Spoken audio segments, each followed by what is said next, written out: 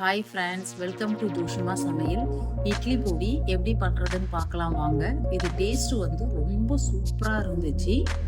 First ஒரு கடாயில் ஒரு 100 கிராம் அளவுக்கு கடலைப்பருப்பு சேர்த்துக்கிறேன். அடுப்பை சிம்மில் வச்சுட்டு கருகிடாமல் நல்லா வறுத்துக்கோங்க.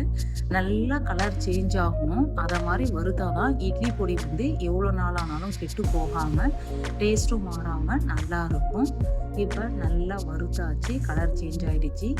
இப்போ இது வேறு ஒரு பிளேட்டில் மாற்றி வச்சிடலாம். அதே கடாயில் ஒரு 100 கிராம் உளுத்தம்பருப்பு சேர்த்துக்கிறேன். எல்லாமே வெறும் கடாயிலே வறுத்துக்கோங்க. எண்ணெய் எதுவும் சேர்த்து வறுக்க தேவையில்லை. இதுவும் நல்லா கலர் சேஞ்ச் ஆகிற வரைக்கும் நல்லா வறுத்து எடுத்துக்கோங்க. இப்போ நல்லா கலர் சேஞ்ச் ஆகி நல்லா வறுத்தாச்சு. இதுவும் வேற ஒரு பிளேட்டில் மாற்றி எடுத்து வச்சிடுறேன். அதே கடாயில் ஒரு 50 கிராம் பொட்டுக்கடலை சேர்த்துக்கிறேன். சேர்த்து இது ரொம்ப நேரம் வறுக்கணும்னு அவசியம் இல்லை, ஓரளவுக்கு சூடானாவே போதும். இதுவும் வறுத்து வேற ஒரு பிளேட்டில் மாற்றி எடுத்து வச்சிடுறேன். ஒரு 20 கிராம் மிளகு சேர்த்துக்கிறேன். நல்லா வாசனை வர வரைக்கும் நல்லா வறுத்துக்கோங்க. இப்போ நல்லா வாசனை வந்ததுக்கப்புறம் அடுப்பை ஆஃப் பண்ணிவிட்டு இதுவும் வேறு ஒரு பிளேட்டில் மாற்றி எடுத்து வச்சிடலாம். ஒரு 20 வரமிளகாய் சேர்த்துக்கிறேன். மிளகாய் ரொம்ப அதிகமாக சேர்த்துக்கோங்க.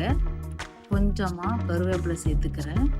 நம்ம நல்லெண்ணெய் ஊற்றி சாப்பிடும்போது காரம் சுத்தமாக அடங்கிடும். அதனால் 20 மிளகாய் சேர்த்துக்கோங்க. லைட்டாக காரம் இருந்தால் தான் இட்லி பொடிக்கு டேஸ்ட்டு நல்லாயிருக்கும்.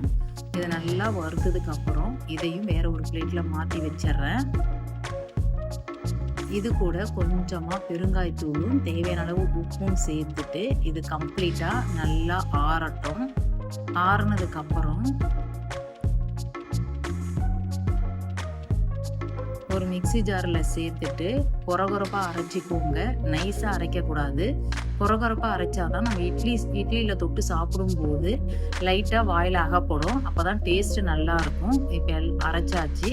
இதை ஒரு பாத்திரத்தில் எடுத்து வச்சிடுறேன். இது ஒரு 3 மாதம் வரைக்கும் வச்சிருந்து சாப்பிட்லாம், கெட்டு போகாது, டேஸ்ட்டும் மாறாது.